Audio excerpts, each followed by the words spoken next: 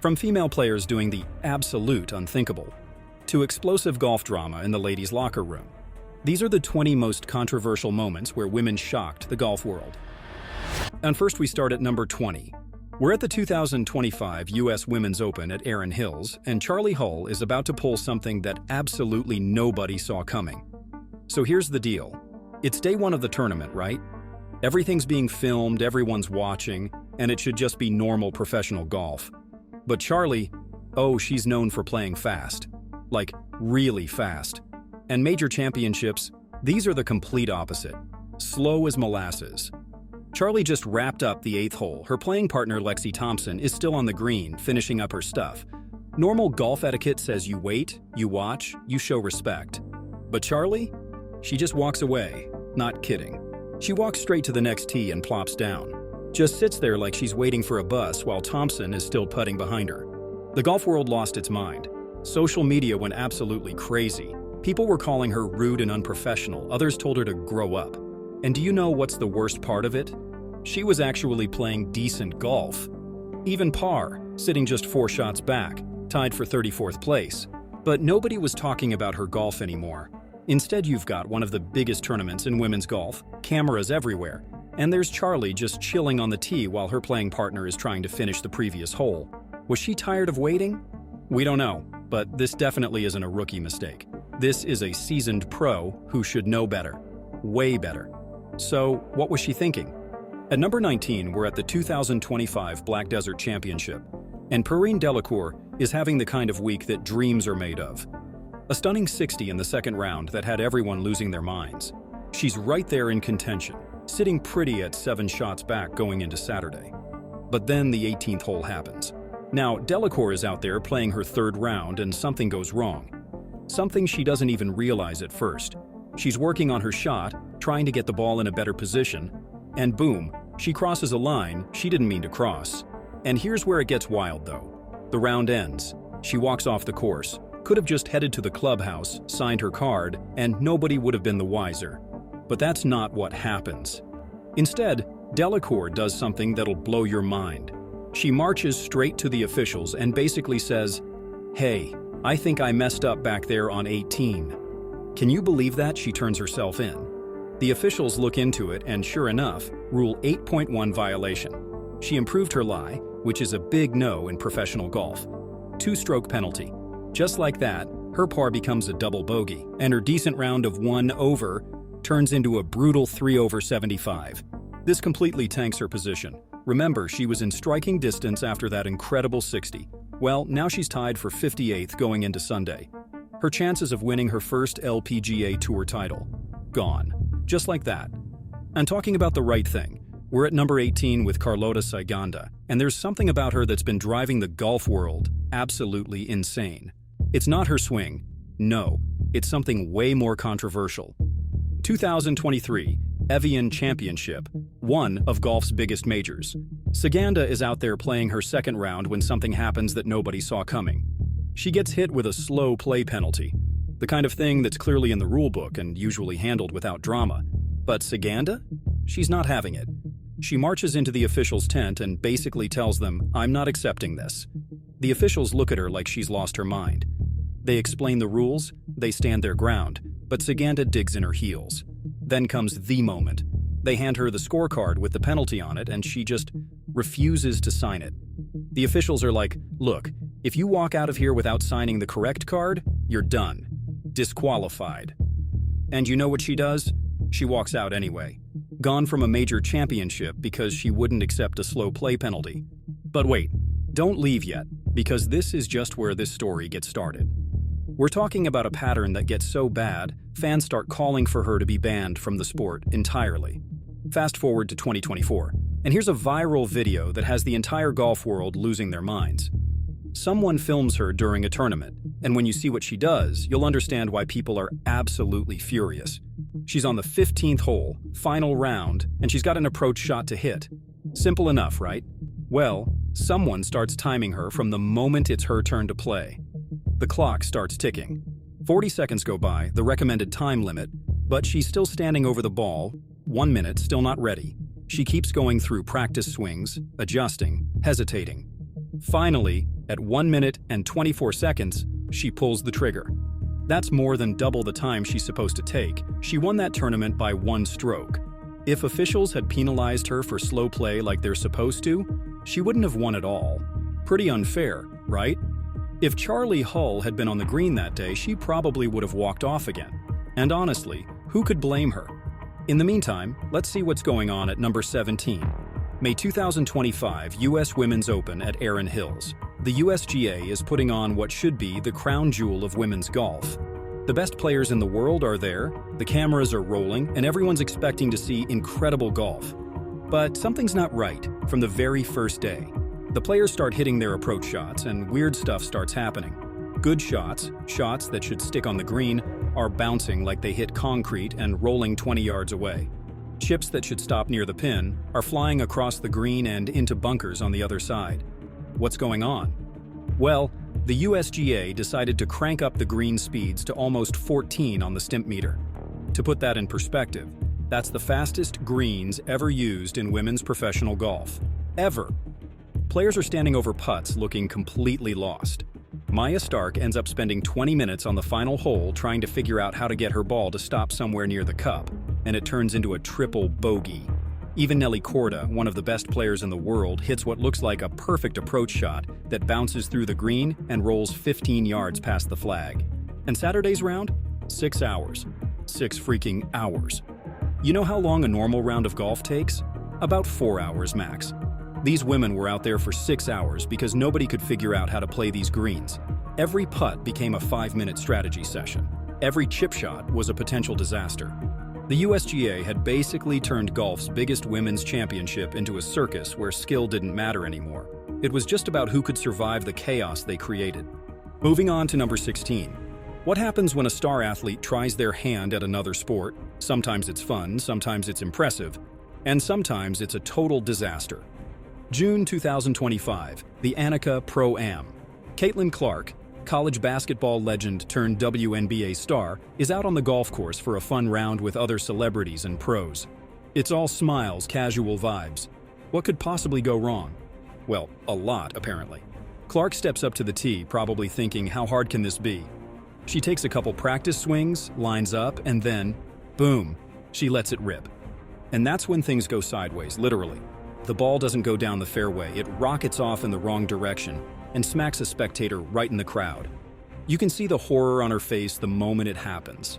She turns around, apologizes immediately, and gives that awkward, "Oops, I'm so sorry" look, while everyone else is caught between laughing and ducking for cover. That poor fan just wanted to enjoy a day of golf, and instead got front row seats to Caitlin Clark's accidental drive-by. Let's just say her golf game might need a little more practice. Now we're at number 15. May 2025 NAIA Women's Golf National Championship in Ypsilanti, Michigan. We're at Eagle Crest Golf Club for what should be the biggest moment of these college golfers' careers. This is their chance to shine on the national stage. But someone's about to make a decision so mind-numbingly stupid that it'll turn this prestigious championship into a complete joke. The par 5 fifth hole has this massive green that's described on the course's own website as having many challenging hole locations. Fair enough. But the tournament officials look at this green, they see all the possible pin positions, and they make a choice that nobody saw coming. These college women start walking up to the green feeling confident. They've hit decent approach shots, they're looking at what should be makeable putts for birdie or par. Everything looks normal. Then the putting starts. One player lines up a 20-foot putt that looks completely reasonable. She strikes it perfectly. Good pace, good line, heading right for the cup. The ball gets to the hole, lips out, and then starts rolling all the way back to her feet. She literally putted it right back to where she started. But that's just the beginning. This same nightmare starts happening to player after player. 90 players out of 156 make double bogey or worse on this single hole. The NAIA had to issue a formal public apology for completely destroying their own national championship, all because of where they decided to put one little pin. And that brings us to number 14. Because there's nothing worse than when your biggest opportunity gets ruined by someone else's mistake, and we're about to see exactly how devastating that can be. July 2023, US Women's Open at Pebble Beach. We've got Natakrita Vongtavilap, a 20-year-old rookie from Thailand, making her debut at one of golf's most prestigious tournaments. She's been having an incredible year. Runner-up finish in Thailand, another top 6 finish right after that. This is her moment, her first US Women's Open at legendary Pebble Beach no less. She starts her round on the back 9 and things are going perfectly. She makes a birdie, makes a bogey, sitting even par through 5 holes. For a rookie in her first major at this level, that's exactly where you want to be. But then something happens that has absolutely nothing to do with her golf swing. Her caddy, Jinsup Kim, is doing what caddies do, helping with distances, reading the course, supporting his player. Seems normal enough, right? But he makes a decision that's about to end their week before it even gets started. So he pulls out a rangefinder. At most LPGA Tour events, totally fine, but at the US Women's Open, it is absolutely forbidden. First time 2-stroke penalty, not great, but manageable. The second time, though, the officials walked over and delivered news that nobody wants to hear. Vong Tavilap goes from playing solid golf in her major championship debut to packing her bags and heading home, all because her caddy pulled out the wrong piece of equipment at the wrong tournament. Number 13 takes us to November 2024, the Annika Tournament at Pelican Golf Club in Florida, to when one of golf's biggest stars finally reaches her breaking point, so the whole sport pays attention. Charley H again, and she is having a solid week, sitting pretty going into the weekend. But something's been building all day long, and it's got nothing to do with her scorecard. She's out there with Nelly Korda, 2 of the fastest players on tour, playing as a twosome. Should be a quick, smooth round, right? Perfect conditions, no weather delays, just pure golf. But as the hours tick by, something's going very wrong. They start their round at a normal time, but as they get deeper into the back 9, the sun starts getting lower and lower. By the time they reach the 18th hole, they're basically playing in the dark. 5 hours and 38 minutes later, they finally finish their round. For a twosome, in perfect weather. And why? Because of the slow play.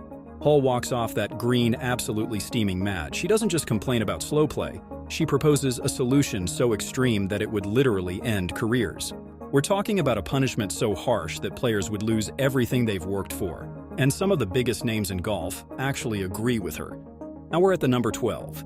It is 2013 and this girl is in the middle of the biggest tournament of her career, one of golf's most prestigious majors, and something goes so wrong that she has to make a decision no professional golfer ever wants to make. It's the US Women's Open at Sebanak Golf Club. Jessica Korda is out there trying to contend in one of the sport's biggest events. She's 20 years old. This is her moment to shine on the world stage. But as she makes the turn after 9 holes, tensions are reaching a boiling point. Disagreements, arguments, and a working relationship that's completely falling apart in real time. The conditions are brutal. High winds, tough pin placements, players struggling all over the course. Only one player in the entire field is under par. Everyone's on edge, everyone's frustrated. So Korda looks around, spots her boyfriend Johnny Delpreet in the gallery following her round, and says 5 words that change everything. "Johnny, grab the bag, let's go." Just like that, her caddy Jason Gilroyd, who she'd been working with for about a year, is out of a job, fired, mid-round, at a major championship, in front of thousands of spectators and TV cameras. And, hate to say it, but it actually works. Korda shoots 40 on the front 9 with her regular caddy, then comes back and shoots 36 on the back 9 with her boyfriend carrying the bag. Rolling into number 11. What happens when a 15-year-old kid gets offered more money than most professional athletes will see in their entire careers? Well, you're about to find out. We're in the early 2000s, and there's this teenager from Hawaii who's been absolutely destroying amateur golf tournaments. She's tall, she's powerful, and she's doing things on the golf course that nobody her age should be able to do. But, footnote, she hasn't won a single professional tournament yet. Not one. She's still technically an amateur, still in high school, still living with her parents. Then the phone starts ringing. Nike calls, Sony calls. The William Morris agency wants to represent her. They're talking about life-changing money, like generational wealth kind of money. Then, in October 2005, just before her 16th birthday, Michelle Wie sits down and makes an announcement that sends shockwaves through the entire sports world. She's turning professional, and she's signing deals worth more than $10 million a year. To put that in perspective, she instantly becomes the highest-paid female golfer on the planet, before playing her first professional tournament, before earning a single dollar in prize money. The Nike deal alone is reportedly worth $20 million over 4 years. It sounds great if you're only thinking about money, but all that comes with expectations that no 16-year-old should ever have to carry. And it nearly broke her. The pressure was so intense, the scrutiny so overwhelming, that it took her years to live up to the hype. She struggled to win tournaments, dealt with injuries, and faced constant criticism about whether she deserved it or not. Next up, at number 10, we're shifting to a more heartwarming moment, because this girl showed the world exactly how to rise to the occasion. It's January 2019 at the Waste Management Phoenix Open, and we're heading to the iconic 16th hole at TPC Scottsdale. Gary Woodland and Matt Kuchar are on the tee, two of the top pros in the game. But today, someone truly special is joining them. Her name is Amy Bockerstedt, a 20-year-old golfer with Down syndrome, and she's been invited to play the hole as part of a Special Olympics event. So Amy steps up to the tee, and you can see she's not intimidated by the crowds or the cameras or the fact that she's playing with two PGA Tour pros. She hits her tee shot, and it goes straight into the greenside bunker. And yeah, bunker shots are tough, especially with thousands of people watching. Woodland starts walking toward the bunker like he's going to help her out. But Amy looks at him and says just three legendary words, "I got this." She grabs her sand wedge, steps into that bunker, and splashes it out perfectly onto the green. Then, she's got a 12-foot putt for par. Woodland later said he was more nervous watching her putt than he'd ever been for his own shots. Amy lines it up and once again tells everyone, "I got this." She drains the putt, the crowd absolutely erupts, and a moment that was supposed to be just a nice gesture becomes something way bigger. Now here we are at number 9. And what we're about to talk about hadn't been attempted in over half a century. May 2003, Annika Sorenstam, this Swedish golfer who's been absolutely dominating women's golf for years. She has won 43 LPGA tournaments, broken records left and right, and is basically untouchable in her sport. But she's got this crazy idea brewing in her head, something that no woman has even tried to do since 1945. The Bank of America Colonial in Texas, a regular PGA Tour event where the world's best male golfers compete. And somehow, she gets a sponsor exemption to play in it. When the news breaks, the golf world goes completely insane. Sports media doesn't know how to handle it.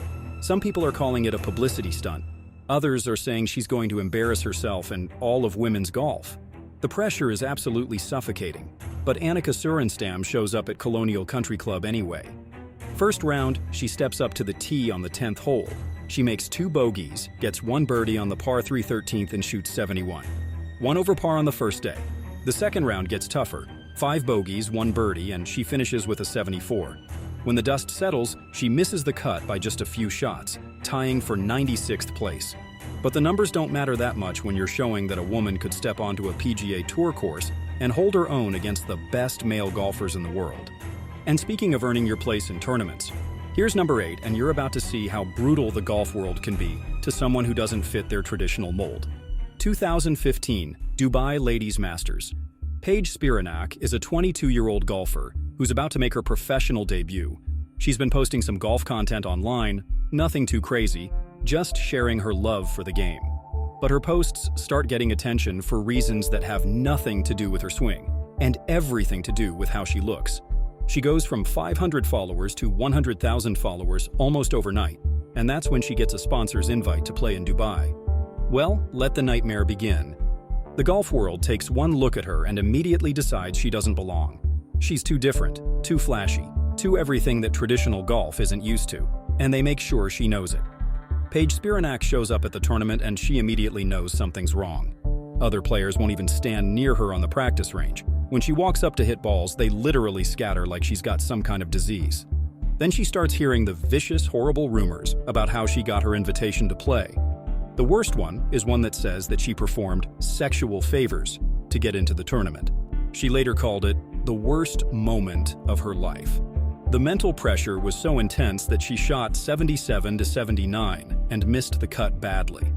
Fortunately, she fought back and became one of the biggest names in golf, proving that sometimes the best revenge is massive success. At number 7, we're once again dealing with someone who just had to make it onto this list today. It's 2024 and Charley H is having another solid year on tour. She's ranked 11th in the world, she's contending in majors, everything's going well. But then, people start noticing something unusual about her between shots. And what is it? Hull is smoking cigarettes on the course, not hiding it, not being secretive about it, just casually lighting up between holes like it's the most normal thing in the world.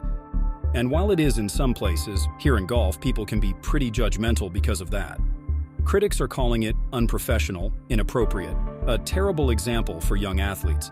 Here's someone who's supposed to be a role model, and she's smoking during competition at the highest level of women's golf. But she doesn't care what anyone thinks. She defends it as part of who she is, says it relaxes her, and basically tells everyone to mind their own business. Then comes the 2024 Olympics at Le Golf National, and organizers ban her from smoking on the course. She says that it will affect her performance because it relaxes her. And guess what happened? She shot 81 in the first round, one of the worst scores of her career. Well, she was right, I suppose. Let's talk about a woman who shocked the golf world. Again. At number 6, we're diving into just how rigid and uptight this sport can be. It is 2004, and Natalie Gulbis is building her brand, getting endorsement deals, and doing things that female golfers just don't do. At least not without stirring up controversy. She releases a 2005 calendar. Now you're probably thinking, so what? Lots of athletes do calendars. But this isn't your typical golf calendar with pictures of her making perfect swings on beautiful courses. This calendar has her in swimsuits. The golf world doesn't know how to handle it. Here's a professional athlete who's supposed to represent the sport, and she's posing in bikinis for a calendar that's being sold at tournaments. Traditional golf fans are absolutely losing their minds. Then comes the 2004 US Women's Open, and Gulbis is scheduled to do an autograph signing for her calendar at the merchandise tent. Everything's set up, fans are excited, and then tournament officials get a look at what she's actually going to be signing. The USGA takes one look at those swimsuit photos and completely panics. They cancel the entire event. Just shut it down. Their explanation is that the calendar doesn't fit with golf's decorum, and it's not appropriate for a major championship. Meanwhile, she's also posing for FHM magazine around the same time, doing photo shoots that make the calendar look tame by comparison. Gulbis doesn't back down, though. She embraces being called a sex symbol and says she enjoys the attention, even if people are focused more on her looks than her golf game. And what can I say? That's female empowerment. And here we are at number 5.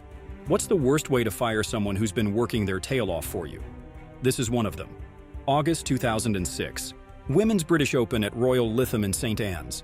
Michelle Wie, still just 16 years old but already a professional with massive expectations, finishes tied for 26th. Not her best week, but not terrible either, considering how tough the course was playing. Her caddy, Greg Johnston, has been with her since she turned pro. But this guy isn't some random bag carrier. He won 4 major championships with Julie Inkster over 12 years. He knows what he's doing, and he's been helping Wie have an incredible year. 7 top 5 finishes in 8 LPGA events, almost $720,000, contended in all 3 major championships. This partnership is working, or so we thought. Monday morning after the tournament, Johnston is heading to Manchester Airport to fly home. He's probably thinking about the next tournament, maybe reflecting on what they need to work on. Then his phone rings. It's Michelle's agent, and the conversation goes something like this. "Greg, you're fired." That's it, no explanation from Michelle herself, no face-to-face meeting, no thank you for the incredible year. Just a phone call from an agent while he's standing at the airport gate. Like, this is how you treat someone who's been busting their butt to help you succeed. By having your people call their people? But anyway, we reach number 4. And it's worse. Yes, this is something so embarrassing that it makes everything else on this list look like minor inconveniences. 2023, LPGA's Hilton Grand Vacations Tournament of Champions at Lake Nona Golf and Country Club. This is the season opener, featuring 29 of the tour's recent champions. These are the absolute best players in women's golf, the ones who've earned their way into this exclusive field.